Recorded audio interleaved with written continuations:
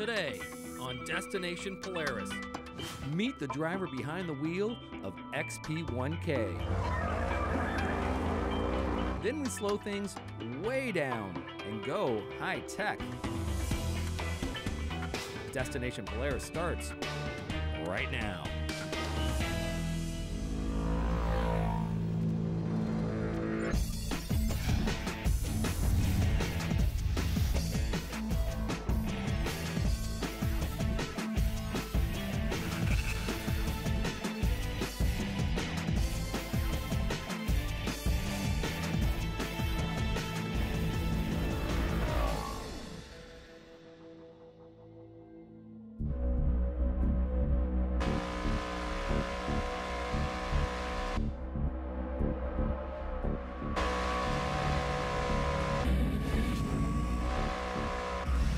Welcome to Destination Polaris. We're going to kick off today's show by going full throttle.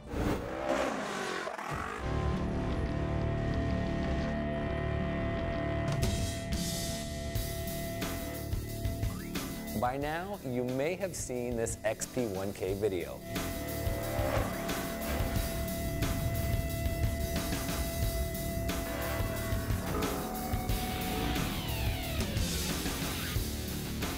This highly modified Razor video was shot at a top secret location in California.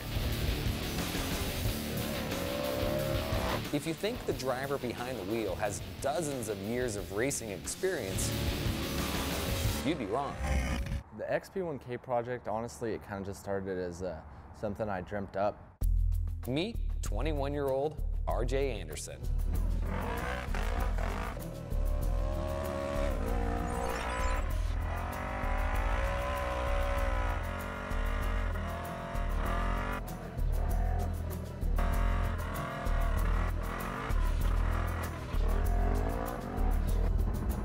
A couple people have asked me how this all happened, and I don't know. I guess it was just a chain of events. It's a chain of events that only started a few years ago. Here they are heading towards turn number 8. RJ Andersen, that Walker Evans shocks the wheels machine. That's the Polaris Ranger Razor.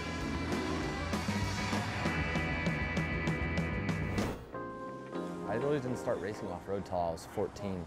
6 years down the road, landing a deal like this is a fast rate, you know, if you ask me. We'll get to that big deal in just a moment, but first, RJ's busy prepping UTVs and trucks for a monster race season. I guess the weight's on my shoulders, and I kind of like that to be able to go out and just go after it.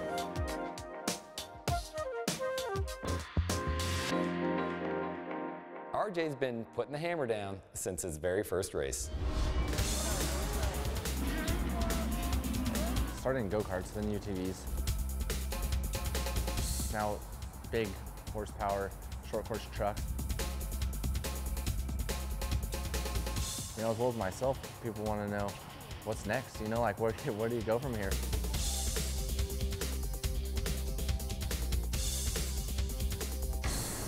We'll get to what's next in just a second, but first, let's not overlook what RJ's already accomplished. The biggest championship I've ever been able to achieve is winning the 2012 Pro Light Championship. That was awesome for me. In 2011, I won the Pro UTV Championship at the Lucas Oil Off-Road Racing Series. I've won an M4SX Championship in UTVs. 2013, I just won a Terracross Championship in UTVs. Had a steady streak of championships going over the last few years, so hoping to continue it in 2014. We actually ended up winning our class in the Baja 1000. Crazy experience to be a part of. RJ's had plenty of supporters over the years, but none bigger than his family and his dad, Randy, owner of Walker Evans Racing.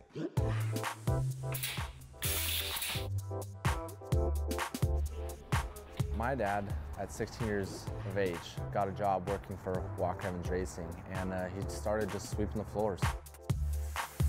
This is basically where our incoming is, the material. And now being the owner of a company that makes about 200,000 shocks a year, as well as performance off-road racing wheels. And it looks like Austin Kimball and RJ Andersen bumping a little bit. He's definitely a big part of my success as well, you know, having a guy that's came through off-road and now running a company.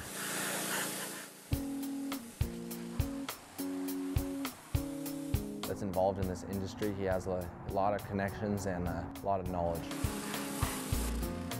He's here for me a lot, tries to do as much as he possibly can.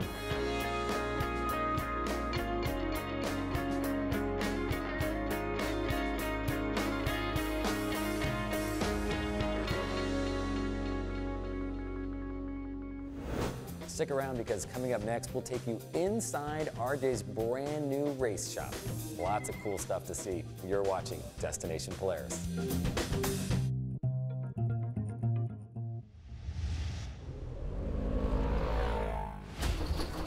Destination Polaris is brought to you by ITP, the world's #1 aftermarket ATV and UTV tire and wheel source.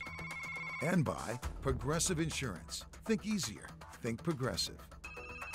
And by Hatfield McCoy, where the trail riding adventure begins.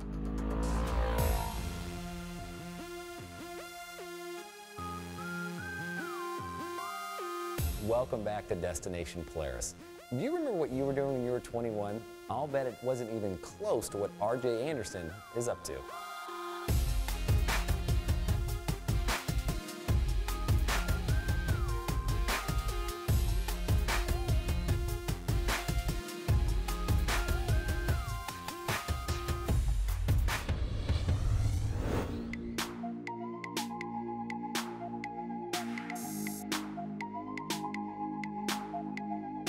So this is walking into just over 6,000 square feet. Get out of here.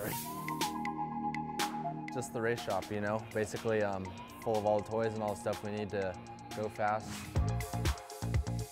Work with us a little bit. We're still in construction mode, just moved in, you know, 2 weeks ago. So I mean, you guys literally like feel like you just moved literally every day moving stuff in. This obviously kind of just a little trophy piece for now. Car we got to do the video in.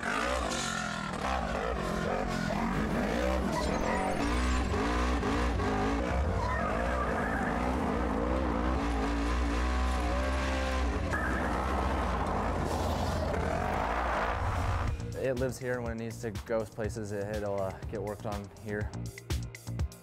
This is where all my works cars live. Okay. So They look really nice right now. if you can imagine, the XP1000, XP900 live here. Keep coming this way. This is kind of where the fab area starts. Pretty much down in the shop right now, building some workbenches, getting some pallet racks in here this week so we can keep organized, you know. All right, thanks, bye. To get stuff done, it's like 8 to 8 pretty much. I deal with a lot of my emails and stuff to start the day, and then go on to still dialing the shop in. Busy days, making sure trucks are ready to go, making sure semis are ready to go. Stuff doesn't happen overnight. Basically, if you just want to start working on it and, just check all the fluids, make sure it's not gonna go fall apart out there, I definitely am one of those guys that take notes and write everything down, and that's kind of how I function. I just make a list. Every day, just write what it needs to get done down and just do it. I hate sitting here at this desk. I'd rather go sit over there and play with some stuff and make some stuff, fabricate some stuff. Now I, have to hire and pay employees. I'm the boss, I guess. I have to manage the team, make sure that all the sponsors are happy with what they're getting out of the team.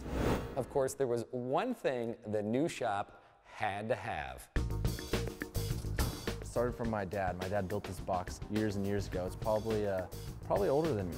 That doesn't take much, to be honest with you. Doesn't take much, to be honest. So it's won over 200 races, so I can't blame it on the toolbox. The toolbox should come in handy because RJ's got to take those skills into a new race series. As far as the Lucas Oil Off-Road Series, I will be the youngest guy competing in the Pro 2 class this year.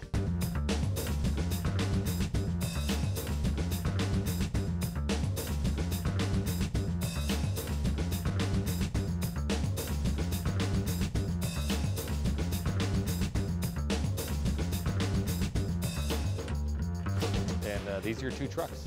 Yep, this is the Pro Light, the smaller of the trucks, the more compact of the two. After a race, you could for sure plan on about 60 hours of prep on each car. This, The new member of the family. is a beast, dude. Yep, yeah, new Pro 2, so just over 900 horsepower, 18 inches of travel in the front, 20 in the back. As far as short course tracks go, I mean, this thing can't be stopped. Fly 200 feet in the air. When I was a kid, you know, and I got to go to my first race, I could have never really imagined me getting to sit in one of these trucks and go out and drive. Pretty surreal. What is it like to sit in a truck like this? It's crazy. I mean, it's a lot of horsepower, it's a lot of truck, you know, it's weighs just over 4,000 pounds. It's a big vehicle, you know, it's a lot going on, a lot to handle.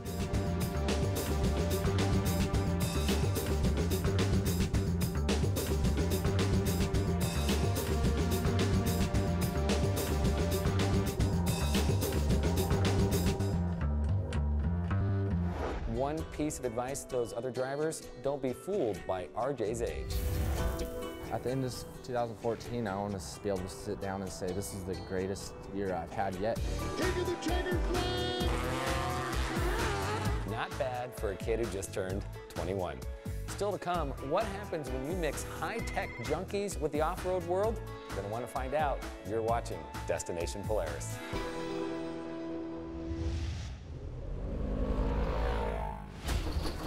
Destination Polaris is brought to you by Power Sports Place, ATV and UTV performance, powered by Summit Racing. And by Aluma Trailers, the best aluminum trailer available. And by Super ATV, your trusted source for high-quality off-road parts and accessories.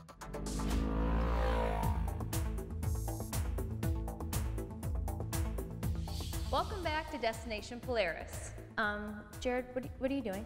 The robot. Is this your go-to dance move? Or? Yeah, it's cool. Is it cool? Well, okay. You know what is cool? Our next story, Robot Rangers. And good morning, everyone, and welcome to the 2013 DARPA Robotics Challenge here at the beautiful Homestead Miami Speedway.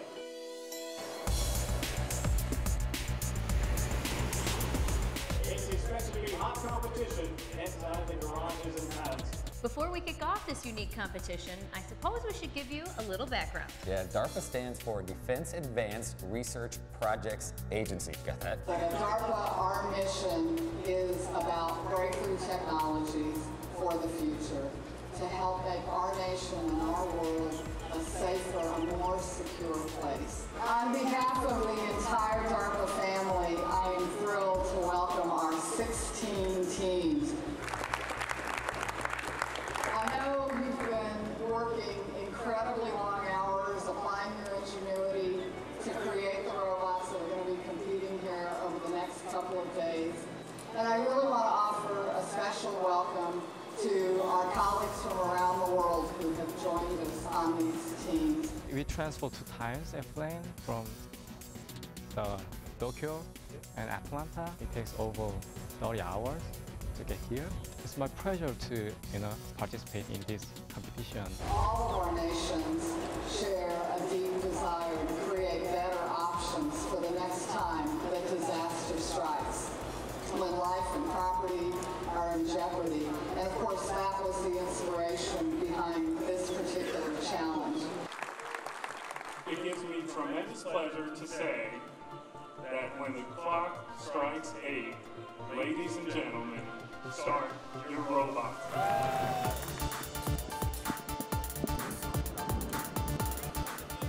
It's pretty exciting. I mean, if you're a robot geek like me, this is it.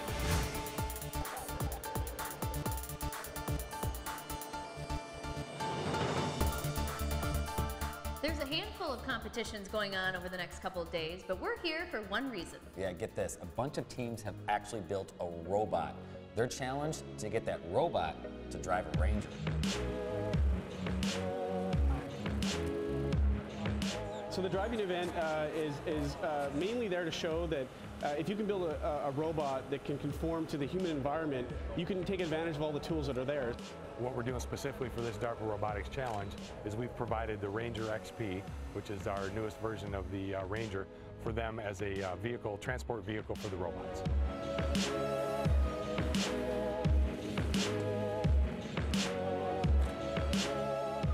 Polaris Defense works with the military, with disaster relief organizations, non-governmental organizations all over the world in support of disaster relief.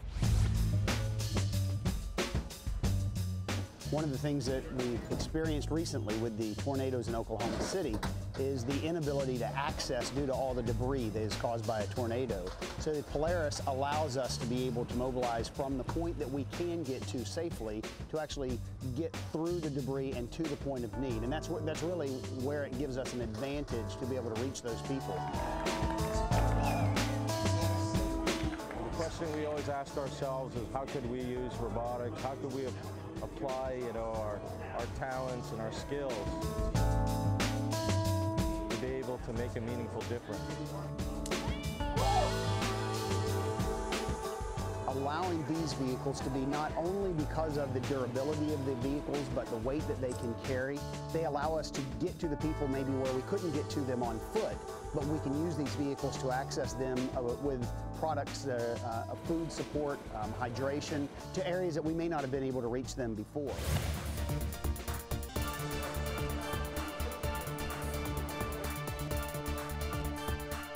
Okay, teams, clock is ticking. Coming up next, it's time to get those Rangers moving. You're watching Destination Polaris.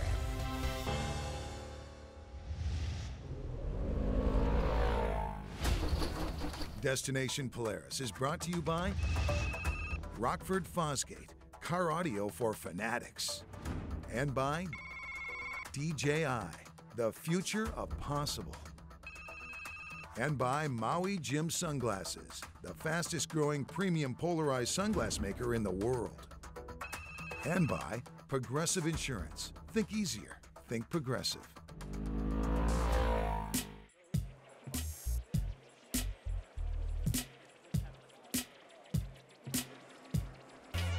Welcome back to Destination Polaris. Jared, you're still doing the robot. Yep, you know it.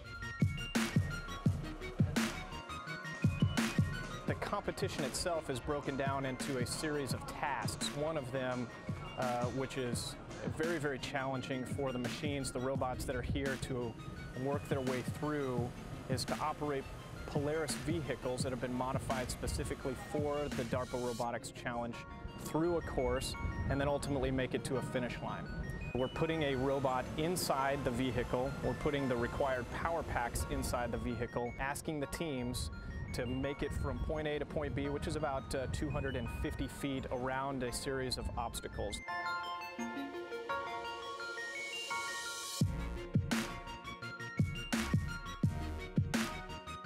There is the option at the very end for the robot to dismount the vehicle and then to walk itself through a finish line. Each one of those tasks results in a different point allotment that goes into the total. The outcome of that total is the potential for one of those teams to move on to the DARPA Robotics Finals this time next year. So leading up to this competition, we had the idea that we wanted for the first time ever to put these robots into a vehicle and allow them to move their way through an obstacle course. So we have a great relationship with Polaris, and we specifically reached out for the Ranger XP model. We bought this vehicle in Korea, but there's no, dealer. So we bought it in LA, we shipped. So it cost a lot. So, I hope we can buy the Polaris vehicle in Korea very in cheap price. The idea is to have our robot drive this Polaris through this, slalom course. It's something, to the best of my knowledge, has never been done before. So at first I saw the description of the first task. So at first time I thought it was awesome because it's impossible at first. I cannot imagine that robot can drive from somewhere to somewhere. People call it competition, but it's actually a challenge, and a challenge is a little different, right? Yeah, it's a difficult event, but that's what makes it fun. When I first heard the crowd cheering and as it started to leave the starting line, I started to well up because everybody wants to see this work. We have these rigid fingers that we stick inside the steering wheel, much in the same way we completed the valve task yesterday. We have a camera on our left hand, and we steer with our right hand, so we can see our wheels. We have different length times that we step on the pedal for, and we sort of do it in a stepwise basis. We turn, we steer, and we go forward, and then we steer, and then we go forward. And very methodically, we were able to get through the course. So we've had our first 2 teams complete this course. Each of them completed the course in their own very unique way. Some of them very aggressive with how they move through. It feels great. It feels really great, especially considering we hadn't practiced this task before we got here. We put in some good work. We had a good idea of what we were doing, and we always had the hope that we'd be able to pull it off. So we put all those things together, and we were able to do it. Yeah, I'm very happy to finish this high, difficult task. I think the vehicle is the most difficult task in the A task, so it's very happy to complete this today. We success. Yes. Yeah, I'm ecstatic that nobody got hurt, that it moved, it didn't crash into anything. Would I have been happy that it crossed the finish line and we got our point? Of course. But am I disappointed? No. Polaris Defense and Polaris as a whole is committed to unmanned ground vehicles across the board and across all of our vehicles. And our newer generation vehicles will all be CAN bus controlled. That'll allow the robotics companies to easier to access the controls in the vehicle easier than they do today with mechanical actuators. So we're excited for the robotics business, and then we're going to be a big player. We're part of Robotics Alley and back in Minneapolis, which is now part of the AUVSI. So we're excited about robotics going forward, and Polaris Defense will be involved in it from now into the future. It's cool to make robots, but the bottom line, why we're doing this, it's all about disaster response and humanitarian assistance.